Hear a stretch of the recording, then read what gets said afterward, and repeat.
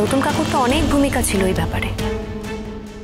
তাহলে আজকে যদি কাকিমা মনে করেন যে তিনি কারুর সঙ্গে থাকবেন না, সেটা নিয়ে তুমি জোর করার কে?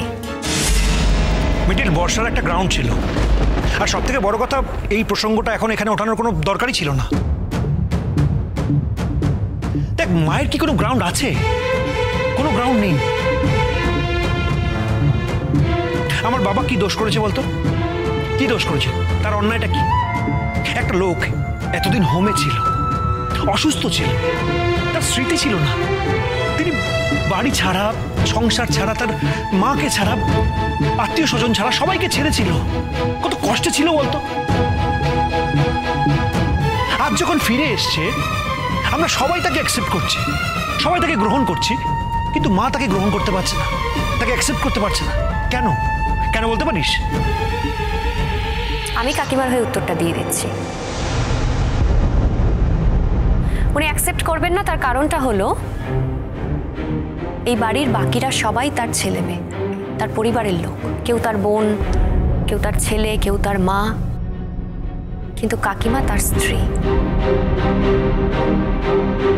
শোনো বুবলাইদা, ডিভোর্সটা কিন্তু শুধুমাত্র স্বামী স্ত্রীর মধ্যেই হয়।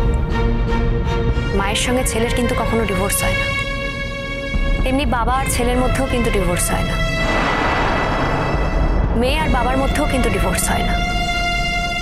ডিভোর্সটা হয় একমাত্র স্বামী স্ত্রীর মধ্যে। কাকিমা যদি মনে করে থাকেন যে যে মানুষটা এত বছর আগে চলে গেছিলেন আর যে মানুষটা আজকের দিনে ফিরে এসেছেন, সেই দুটো মানুষ এক হলেও এক নয়।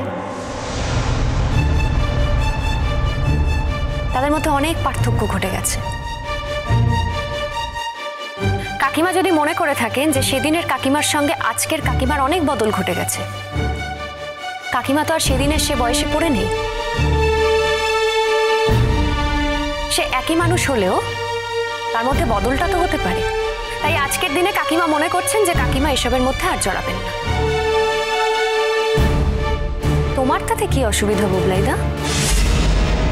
কাকিমা যদি মনে করে থাকেন যে তিনি আর আঙ্কেলের সঙ্গে সংসার করবেন না, তাহলে তুমি তো কাকিমাকে দিয়ে জোর করে সংসার করাতে পারো না। ইনফ্যাক্ট এটা তো তোমার রাইটই না। শোনো মিতিল, আমরা সব তত্ত্ব কথা বুঝি না। আমি মনে করি বুড়ি যা সিদ্ধান্ত নিচ্ছে ভুল নিচ্ছে। বুড়ি, তোর কি হয়েছে আমি জানি না, তুই তো আমার তেমন মেয়ে না মা, তুই অত্যন্ত বাধ্য মেয়ে। হ্যাঁ আমি জানি চন্দ্র এত বছর এখানে ছিল না বলে তোর অভিমান হতে পারে, কিন্তু সেই অভিমানকে বাড়িয়ে এই জায়গায় নিয়ে যাস না মা। আমার কথা শোন।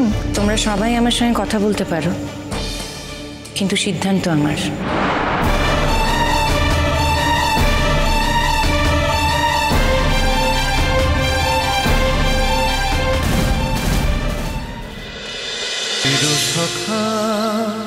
চিরসখা সোম থেকে রবি প্রতিদিন রাত ৯টায় স্টার জলসায় ও জিও হটস্টারে।